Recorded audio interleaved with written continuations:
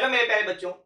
1 तारीख को IPU lead का फॉर्म आ गया था, जिसके बारे में मैंने आप लोगों को इन्फॉर्मेशन दे दी थी, जिसकी लास्ट डेट है 31 मार्च। आज हम लोग देखेंगे कि आईपीयू लीड का फॉर्म कैसे फिल करना है, क्या क्या उसके अंदर स्टेप्स होंगे। स्टेप बाय स्टेप एक एक चीजों को मैं बताता चलूंगा। और बेटा इस वीडियो को लास्ट तक पहले एक बार जरूर देख लेना, उसके बाद एक बार फॉर्म फिल करने चलना। बिकॉज एक छोटी सी भी गलती हुई ना तो एडमिशन कैंसिल तक हो सकता है, हमारा 1 साल बर्बाद तक हो सकता है। तो बिल्कुल डिटेल में चीजों को देखना।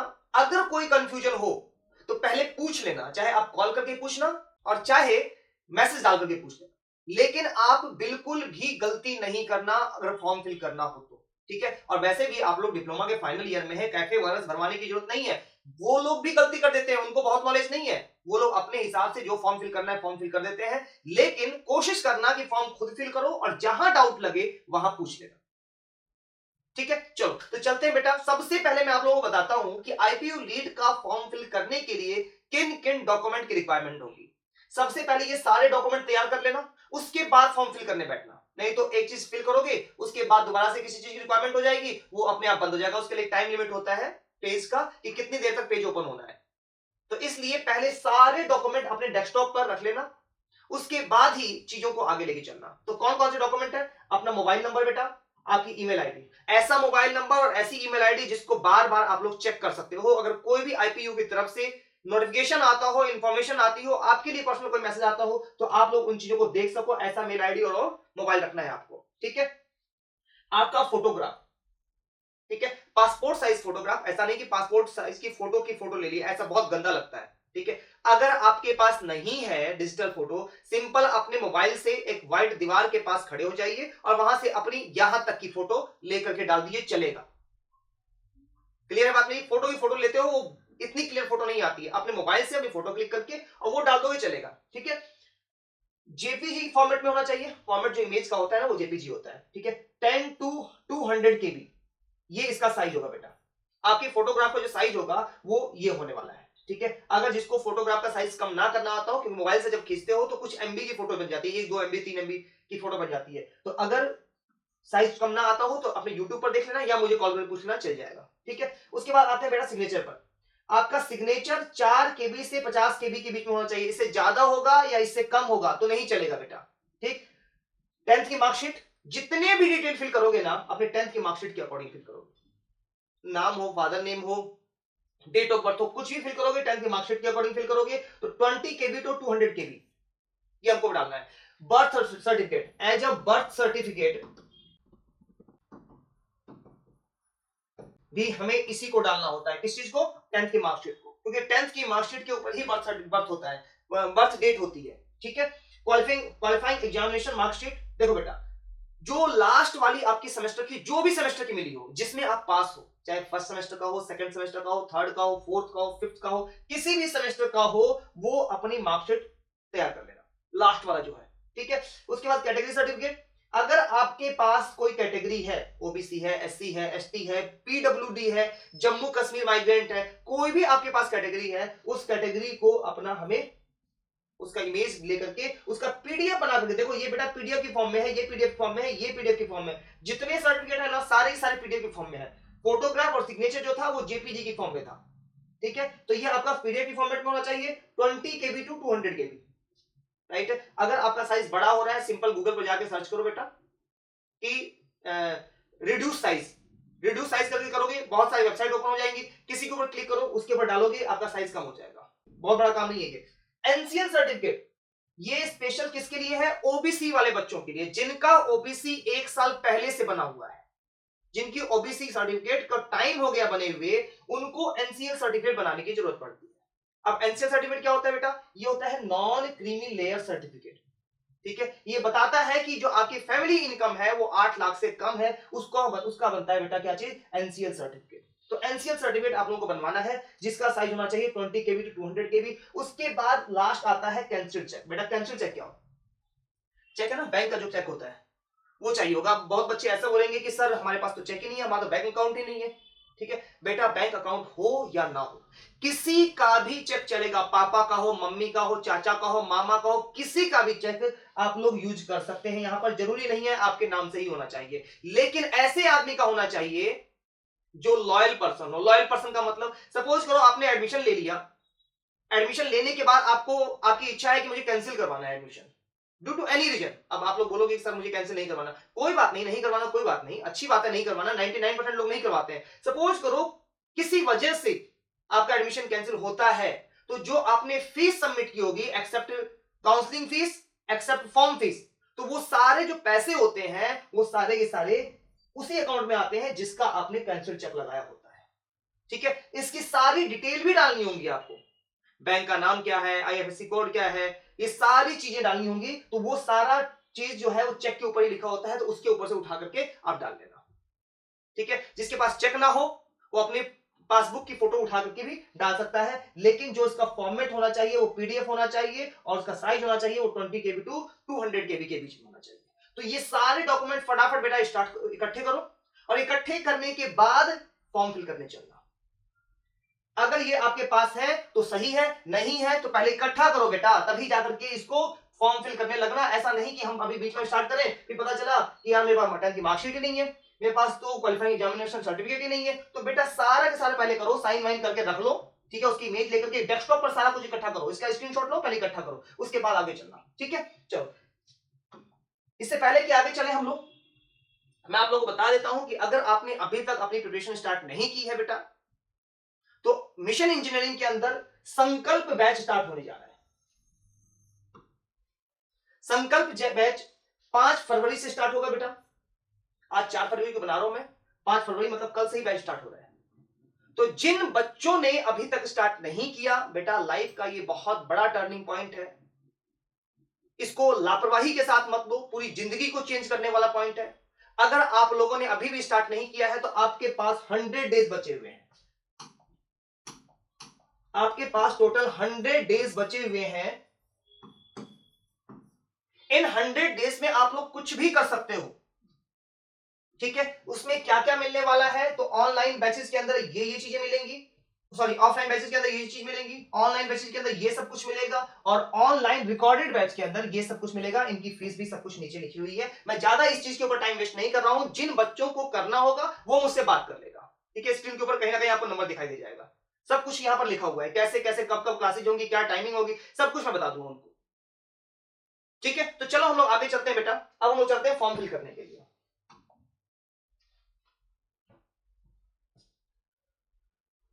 मैं पहले पूरा कट कर देता हूं। ठीक है, सबसे पहले गूगल पर जाओगे और गूगल पर जाकर के लिखोगे आईपीयू एडमिशन, बस सिंपल गूगल पर जाओगे और गूगल पर जाकर के लिख दोगे आईपीयू एडमिशन।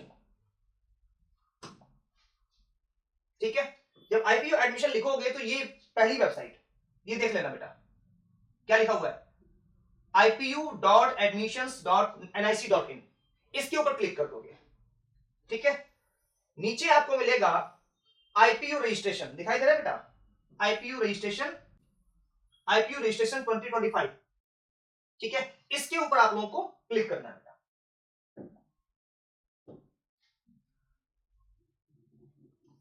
ये पेज ओपन हो जाएगा आप लोगों के सामने। उसके बाद यहां पर अभी हमें फिल नहीं करना है, सबसे पहले हमें फिल करना है न्यू कैंडिडेट रजिस्ट्रेशन के ऊपर। सबसे पहले हम लोग रजिस्ट्रेशन करेंगे, 2 स्टेप होते हैं, पहले रजिस्ट्रेशन करना फिर फॉर्म फिल करना। तो सबसे पहले हमें रजिस्ट्रेशन करना पड़ेगा, तो रजिस्ट्रेशन पर क्लिक करोगे बेटा। यहां पर बहुत ज्यादा खास इंफॉर्मेशन नहीं है, चाहोगे तो पढ़ लेना, बट ऐसा कुछ दिया हुआ नहीं है इसके अंदर। आई एग्री पर क्लिक करोगे, क्लिक हो जाएगा। यहां पर सारी अपनी डिटेल फिल कर दो, ये क्या क्या डिटेल है मैं आप लोगों को बता देता हूं पहले, उसके बाद फिल कर दूंगा। कैंडिडेट नेम, अपना नाम पूरा फिल करोगे, सारा के सारा कैपिटल लेटर में होना चाहिए। ठीक है, फादर्स नेम, मदर्स नेम जैसा 10th की सर्टिफिकेट में है डिट्टो वो की वो, विद द सरनेम, अपने आधार कार्ड के अकॉर्डिंग नहीं, किसी और आइडेंटिटी प्रूफ के अकॉर्डिंग नहीं, 10th के सर्टिफिकेट के अकॉर्डिंग सारी डिटेल होनी चाहिए बेटा। ठीक है, कैंडिडेट नेम, आपका नाम होना चाहिए, फादर नेम होना चाहिए, मदर नेम होना चाहिए। उसके बाद आपकी डेट ऑफ बर्थ डालना है यहाँ पर, डे मंथ ईयर। उसके बाद जेंडर, मेल तो मेल, और अगर गर्ल्स हैं तो फीमेल।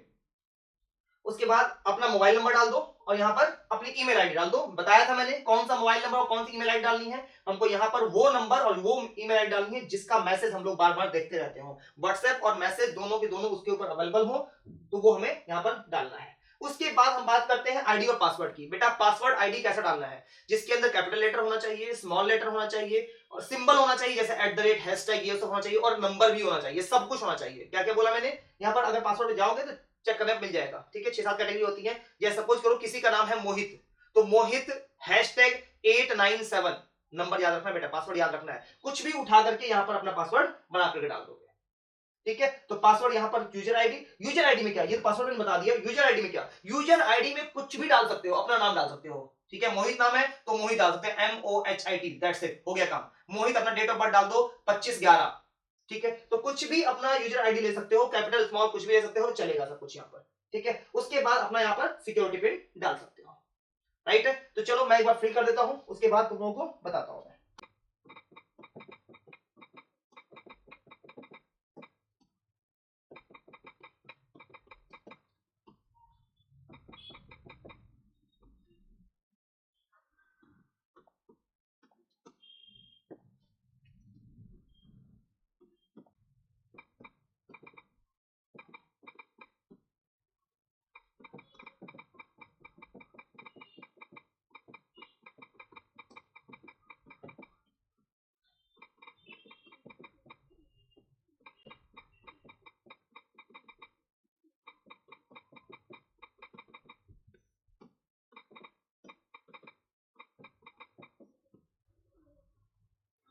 ये सब कुछ करने के बाद बेटा यहाँ पर तुम सबमिट कर दोगे।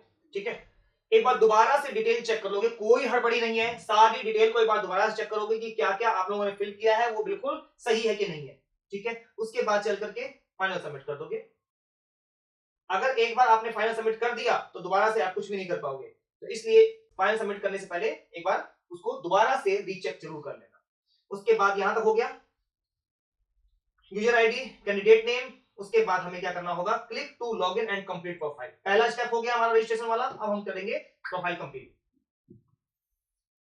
यहां पर ये हो गया था, हमारा न्यू रजिस्ट्रेशन हो गया था। अब हम बात करेंगे दोबारा से फॉर्म फिल करना होगा हमें, तो यूजर आईडी डालो बेटा।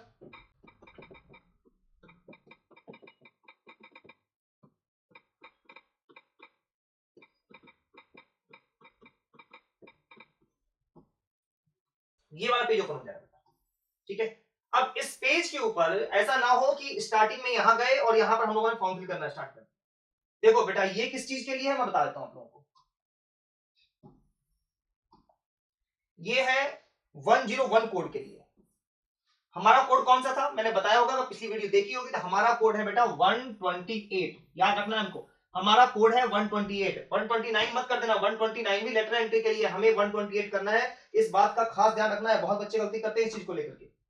ठीक है, हमें चलना है 128 पर। देखो 106, 111, 112, 113, ये चलते चले जाओगे बेटा तो 128 आ जाएगा। 126 आ गया बेटा, 127 आ गया है, यहां आ गया 128। देखो कहीं मिल रहा है, ये रहा, ये रहा 128। ठीक है, यहां पर जाकर के सिक्योरिटी पिन डाल दोगे, आर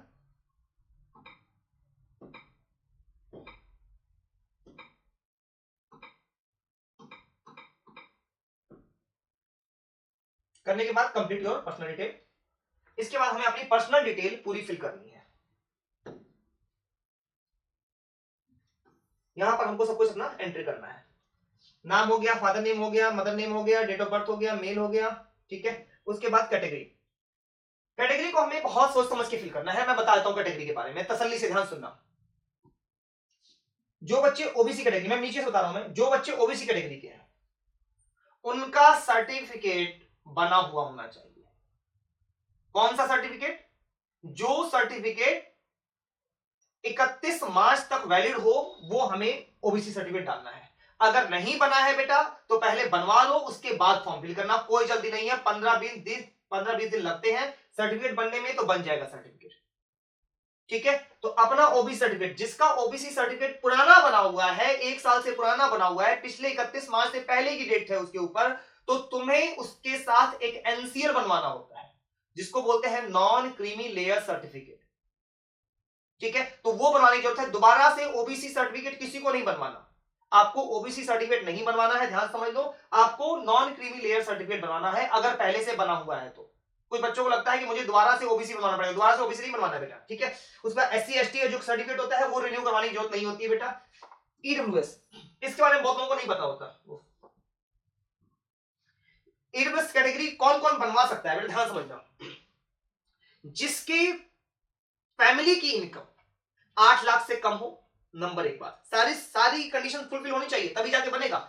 अगर आपकी पूरी फैमिली, मदर फादर ब्रदर जितने भी हैं, उनकी सबकी इनकम मिला करके 8 लाख से कम हो, अगर पापा ही अर्निंग पर्सन है ओनली घर में, तो पापा की जो पैकेज है वो 8 लाख से कम का होना चाहिए, नंबर एक बात। नंबर दो बात, अगर आपका दिल्ली के अंदर घर 100 गज से, अगर जमीन के साथ में बता रहा हूं मैं, 100 गज से कम का है, पहली कंडीशन भी फुलफिल होनी चाहिए, दूसरी भी। तीसरी, अगर आप किसी विलेज से बिलोंग करते हैं तो वहां पर आपकी जो एग्रीकल्चर लैंड है वो 5 एकड़ से कम होनी चाहिए। तीनों कंडीशन सेटिस्फाइड होनी चाहिए बेटा। 8 लाख से कम होना चाहिए, एग्रीकल्चर लैंड नहीं होनी चाहिए, एग्रीकल्चर लैंड 5 एकड़ से कम होनी चाहिए, और घर जो है वो 100 गज से कम का होना चाहिए। अगर तीनों कंडीशन फुलफिल करती हैं तो आपका ईडब्ल्यूएस सर्टिफिकेट बन सकता है। आप लोग इजीली जाइए और उसको बनवा लीजिए, ठीक है। बहुत महंगा भी नहीं बनता है, अगर आप लोग ब्रोकर के थ्रू बनवाएंगे तो महंगा पड़ेगा, ठीक है। अगर आप लोग जाकर के डायरेक्टली बनवाएंगे 500-700 के अंदर बन जाता है आपका OBC certificate, SC ST certificate, जो भी है ईडब्ल्यूएस सर्टिफिकेट। तो ये कोई भी सर्टिफिकेट बनवाने ज्यादा पैसा नहीं लगता है बेटा, ठीक है। तो बनवा लेना, बहुत फर्क पड़ता है बेटा इस चीज का, इसको हल्के मत लेना, ठीक है। जैसे जनरल है वैसे वो है, बहुत ज्यादा फर्क पड़ता है। मतलब कि मैं अगर बात करूं यूएसआईसीटी में कंप्यूटर साइंस की, तो 4-5 रैंक पर जनरल कैटेगरी, 17-18 रैंक पर ओबीसी कैटेगरी, और इतने पर ही लगभग ईडब्ल्यूएस कैटेगरी, ठीक है। तो कहां 5-6 रैंक और कहां 17 रैंक, बहुत डिफरेंस है। अगर आपकी 12 रैंक है और आपने अगर सर्टिफिकेट लगाया हुआ है तो आपका सिलेक्शन हो जाएगा, नहीं लगाया हुआ तो सिलेक्शन नहीं होगा। तो इतना मैटर करता है अगर आप लोगों के पास सर्टिफिकेट्स है तो, ठीक है। तो अगर आपका बन सकता है तो डेफिनेटली आप लोग बनवा लेना, ठीक है। तो बच्चा ओबीसी कैटेगरी से बिलोंग करता था तो मैंने इस पर क्लिक कर दिया है। इसके बाद हमें क्लिक करना है सेव एंड नेक्स्ट पर, सेव एंड नेक्स्ट पर क्लिक कर देंगे, यस हो गया। उसके बाद आप लोग कॉन्टैक्ट डिटेल पर फिल करेंगे, कॉन्टैक्ट डिटेल पर क्लिक करने के बाद ये आ जाएगा। यहां पर आपको पूरा डिटेल आपको फिल करना है, क्या क्या फिल करना है पहले बता देता हूं। ये पूरा एड्रेस आपका, हाउस नंबर जो भी कुछ है पूरा एड्रेस डाल देंगे, कंट्री इंडिया, स्टेट डाल देंगे, डिस्ट्रिक्ट डाल देंगे, पिन कोड डाल देंगे। उसके बाद अगर परमानेंट और कॉरेस्पॉन्डेंस एड्रेस, कॉरेस्पॉन्डेंस एड्रेस और परमानेंट एड्रेस अगर दोनों सेम है तो इस पर टिक कर देंगे, सेम नहीं है तो ये दोबारा से फिल कर देंगे, ठीक है। तो चलो मैं यहां फिल करता हूं बच्चे का।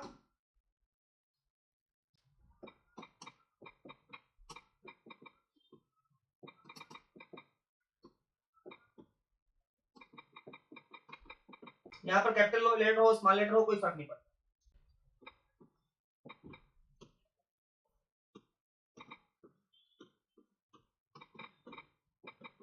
यहाँ मैंने परमानेंट पर क्लिक कर दिया, ये पूरा फिल हो गया, ठीक है। नीचे वाला भी, ये वाला भी। उसके बाद कर दोगे सेव एंड नेक्स्ट पर। अब यहां पर हमको डॉक्यूमेंट डालना स्टार्ट करना है बेटा, ठीक है। यहां पर हम लोग चूज फाइल करेंगे, चूज फाइल करने के बाद हम लोग अपना जाएंगे जहां पर डॉक्यूमेंट हमने सेव किया हुआ है, तो यहां पर हमको डालना था इमेज, यहां पर हमको डालना है 10th का सर्टिफिकेट। देखो डेट ऑफ बर्थ सर्टिफिकेट डालना है हमको, तो 10th का सर्टिफिकेट डाल देंगे,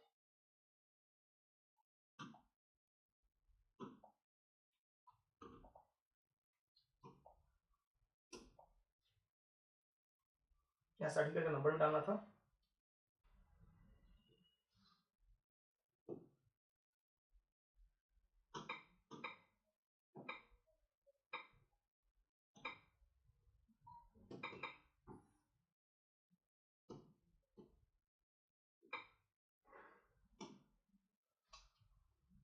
ठीक है, ये डालने के बाद बेटा यहाँ पर सेल्फ वेरीफाइड पर क्लिक जरूर करना है, ठीक है। कुछ बच्चे यहाँ पर परेशान रहते हैं कि यहाँ पर आप क्या करें, आगे बढ़ नहीं रहा है, तो पहले सेल्फ वेरीफाइड पर क्लिक करोगे।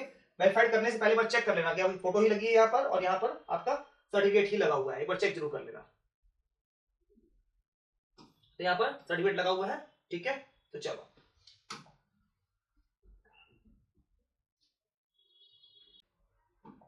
अपने पेज पे चले जाओगे, उसके बाद कर दोगे, अगर आपको कुछ चेंज करना है तो यहाँ पर डालोगे एडिट डॉक्यूमेंट इमेज, ठीक है। और यहाँ पर सेव एंड नेक्स्ट, अगर आपको आगे चलना है तो सेव एंड नेक्स्ट पर क्लिक करोगे और यहाँ पहुंच जाओगे ओके पर। देखो बेटा यहाँ पर आप लोगों ने सारी अपनी डिटेल फिल कर दी है, ठीक है। होम पर क्लिक करोगे। होम पर क्लिक करते ही आपके पास फिर से आपका पेज ओपन हो जाएगा। यहां पर दोबारा से आपको जाना है 128 पर। 128 पर जाने के बाद यहां पर डालोगे फिर से अपना कोड 121।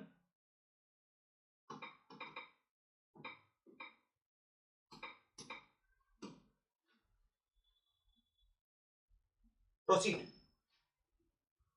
अब यहां पर ये सारी चीजें फिल करनी है जो लिखा हुआ है, ठीक है। तो सबसे पहले हम लोग करते हैं एप्लीकेशन फॉर्म। जेंडर हो गया है, ये सब कुछ डिटेल फिल हो गई है बेटा। नेशनैलिटी इंडिया ही है हमारा, ठीक है। उसके बाद रीजन।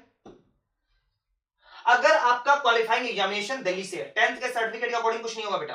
अगर आपका क्वालिफाइंग एग्जामिनेशन दिल्ली से है तो यहां पर आप लोग दिल्ली फिल करोगे। अगर क्वालिफाइंग एग्जामिनेशन का मतलब बेटा डिप्लोमा, अगर आपका डिप्लोमा दिल्ली से है तो आप यहां पर दिल्ली फिल करोगे। डिप्लोमा आउटसाइड दिल्ली से है, बाहर से है, चाहे वो एनसीआर से ही क्यों ना हो, गुड़गांव से हो, फरीदाबाद से हो, नोएडा से हो, ये सारे के सारे बेटा आउटसाइड दिल्ली के अंदर कंसिडर होंगे, ठीक है। तो यहां पर हमको दिल्ली फिल कर देना है अगर दिल्ली का बच्चा है तो। अगर आउटसाइड दिल्ली है तो आउटसाइड दिल्ली फिल कर देना है। रिलीजन, जो भी रिलीजन है बेटा वो रिलीजन फिल कर देना। वो भी कैटेगरी हम लोगों ने डाल दिया था। फिजिकली हैंडीकैप, अगर आप हैंडीकैप्ड है, अगर आपको लग रहा है, इससे मैटर नहीं करता है, अगर आपके पास फिजिकली हैंडीकैप का सर्टिफिकेट है तो यहां पर यस कर सकते हैं, अगर अदरवाइज आपको नो करना पड़ेगा, ठीक है। तो सॉरी, नो करना है यहां पर हमको, ठीक है।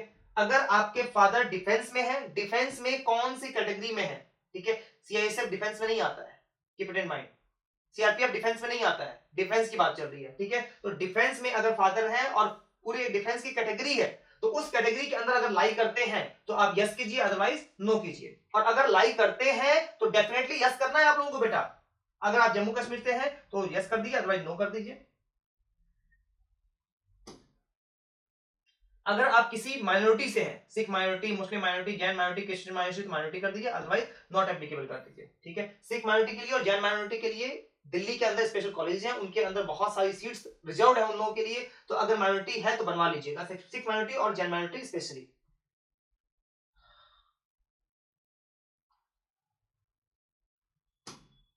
और यहाँ पर इंडियन आर्म फोर्स, अगर आप उससे बिलोंग करते हैं तो यस, अदरवाइज नॉट, अगर नहीं ऐसा कुछ है तो नॉट एप्लीकेबल, ठीक है। Other information, visible mark of identification of candidate, आपकी बॉडी के ऊपर कहीं भी कोई मार्क है तो उसको यहां पर मेंशन करना है। सपोज कीजिए आपके गाल पर तिल का निशान है तो यहां पर साफ साफ डाल दीजिए मोल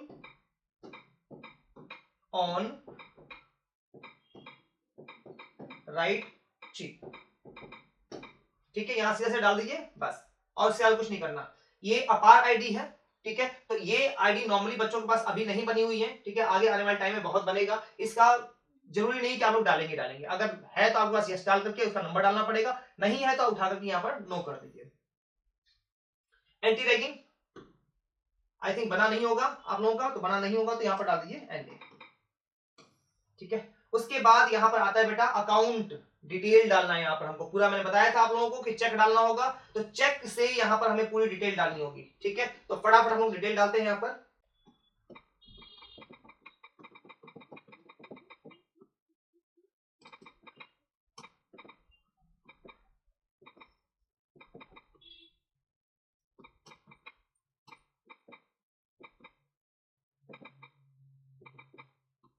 आगे चेक के ऊपर ही आईएफएससी कोड लिखा होता है, अगर नहीं है तो आप लोग गूगल पर जाकर के अपने बैंक का नाम डाल करके अपनी उसकी जगह डाल करके यहाँ पर डाल सकते हैं आईएफएससी कोड, ठीक है। उसके बाद यहाँ पर हम लोग क्या करेंगे, चूज फाइल कर लेंगे बेटा।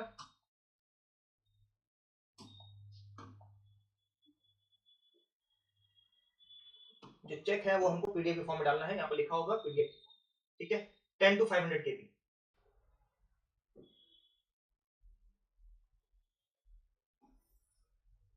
ठीक है। उसके बाद हमें क्या करना है बेटा, पासिंग स्टेटस कहां पर, 10th में। 10th में आपका पूरा 10th का आपका पूरा डिटेल यहां पर हमको डालना है। तो पासिंग स्टेटस क्या है, past, passing year 2022, roll number,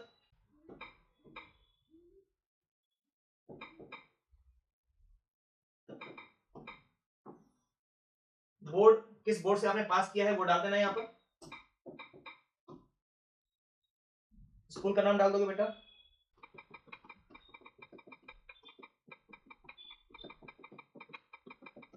result mode, percentage, maximum marks. Maximum marks मतलब बेटा टोटल मार्क्स कितने थे आपके एग्जाम में। अगर 5 सब्जेक्ट हैं तो 500 हो गए, 6 सब्जेक्ट हैं 600 हो गए, इस तरीके से। ठीक है, अब 500 में आपने कितना अचीव किया, ठीक है, और परसेंटेज अपने आप कैलकुलेट कर लेगा। उसके बाद बात करना है हमको क्वालिफाइंग एग्जाम का। क्वालिफाइंग एग्जामिनेशन मतलब बेटा आपका डिप्लोमा। अगर आप लोग डिप्लोमा पास है तो यहाँ पर आपको यहाँ पर पासिंग स्टेटस डालना पड़ेगा। अगर अगर आप पास नहीं है, फाइनल ईयर में है, तो आपको यहाँ पर अपीयरिंग करना पड़ेगा। ठीक है, तो मैं अपीयरिंग कर रहा हूँ बेटा। पास्ट ईयर 2025, ठीक है। रोल नंबर, तो यहाँ पर रोल नंबर डाल दोगे।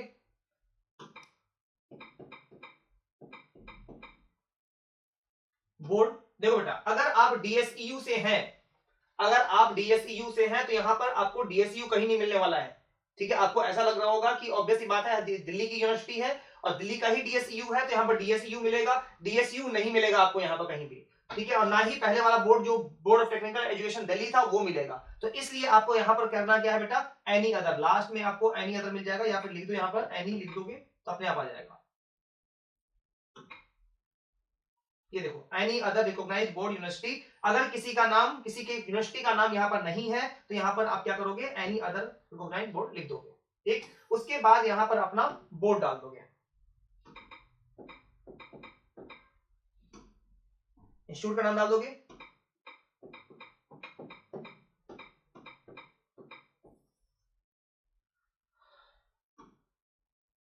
रिजल्ट मोड तो अभी तो आया नहीं है, मैक्सिमम मार्क्स कुछ भी नहीं आएगा यहाँ पर। उसके बाद सीधा सेव एंड नेक्स्ट पर कर दोगे और यहाँ पर यस कर दोगे।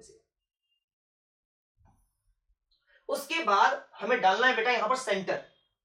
सेंटर का मतलब कि आपको एग्जाम देने कहां जाना पसंद है। ठीक है, तो यहां पर दो चीजें हैं, कौन सा स्टेट और उस स्टेट में किस जगह पे हमें जाना है। ठीक है, तो अगर आप दिल्ली से हैं तो यहां पर दिल्ली करके, दिल्ली एनसीआर करके, दिल्ली एनसीआर के यहां पर ऑप्शंस आ जाएंगे आपके पास। ठीक है, या फिर आपके पास अगर दिल्ली के अलावा कोई और स्टेट से, कर्नाटक, चंडीगढ़, राजस्थान, वेस्ट बंगाल, उत्तर प्रदेश, महाराष्ट्र, इनमें से इन स्टेट्स में एग्जाम होंगे, तो इनमें से अगर किसी स्टेट के हैं या फिर आपके आसपास इनमें से जो स्टेट पड़ता हो वहां पर आप जाके एग्जाम दे सकते हैं। तो मैं यहां डाल रहा हूं दिल्ली और एग्जाम सिटी डाल रहा हूं बेटा दिल्ली। ठीक है, दूसरे ऑप्शन में भी मैं दिल्ली डाल रहा हूं बेटा और यहां पर एग्जाम सिटी डाल रहा हूं मैं फरीदाबाद। ठीक है, और तीसरे ऑप्शन के अंदर भी मैं दिल्ली डाल रहा हूं, लेकिन एग्जाम सिटी यहां पर चेंज कर देता हूं मैं बेटा गुड़गांव।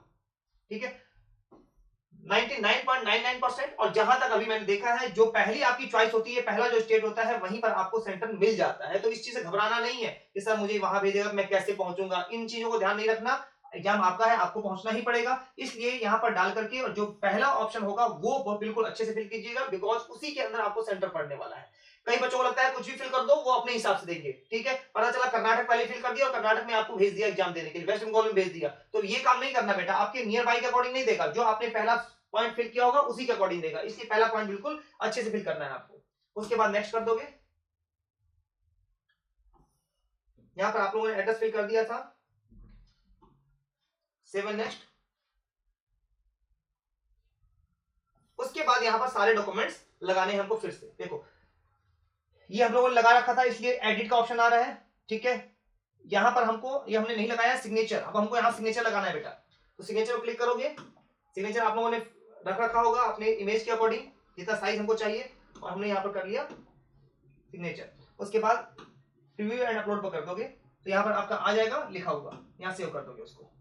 ठीक है, उसके बाद नेक्स्ट ये एडिट वाला ऑप्शन आ रहा है, ये हमने डाल दिया इसका मतलब। उसके बाद अगला ऑप्शन क्या है बेटा, क्वालिफाइंग एग्जामिनेशन, जो आपका डिप्लोमा सर्टिफिकेट है वो डाल दोगे, जो भी आपको मिला है वो।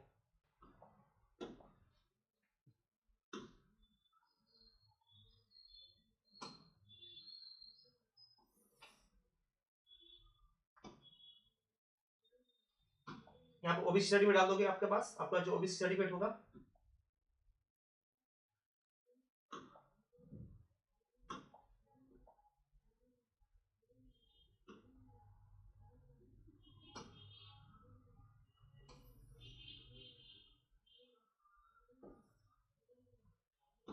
उसके बाद यहाँ पर अगर आप ओबीसी से हैं तो यहाँ पर आपको एनसीएल भी डालना पड़ेगा। बाकियों में एनसीएल नहीं डालना होता है बेटा, ओनली ओबीसी में एनसीएल डालना होता है। ठीक है,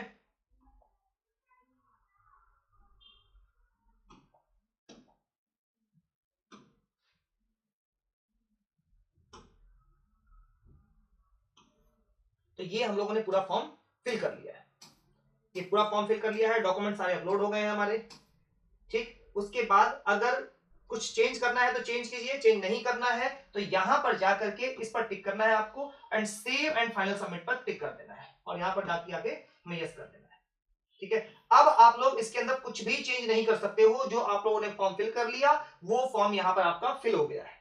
ठीक है, अब यहां पर आप लोग कुछ भी सब चेंज नहीं कर पाओगे। उसके बाद यहां पर जाओगे पे रजिस्ट्रेशन फीस, इस पर क्लिक करोगे। ऑनलाइन पेमेंट 2500 रुपए हमें फिल करना है बेटा।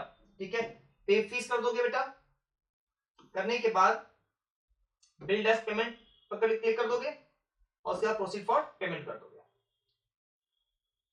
उसके बाद यहां पर आपके पास बहुत सारे ऑप्शंस आते हैं, नेट बैंकिंग आता है, डेबिट कार्ड, क्रेडिट कार्ड आता है, क्यूआर कोड आता है, बहुत सारे ऑप्शंस आते हैं, तो आप किसी भी ऑप्शन से कर सकते हो। मेरी प्रायोरिटी होती है क्यूआर कोड से करना।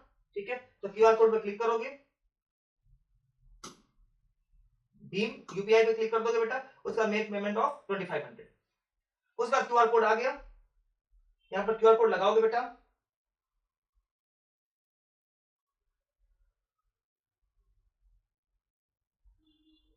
क्यूआर कोड लगा करके प्रोसीड कर दोगे। ठीक है, तो इस तरीके से आपका पूरा फॉर्म फिल हो जाएगा। उम्मीद करता हूं बेटा आप लोगों को समझ में आ गई होंगी चीजें। ठीक है, एक एक स्टेप को बिल्कुल देख करके आप लोगों को फिल करना है। उसके बाद अगर आप लोगों का फॉर्म फिल हो जाए तो कमेंट बॉक्स में जाकर के थैंक यू सर जरूर देना।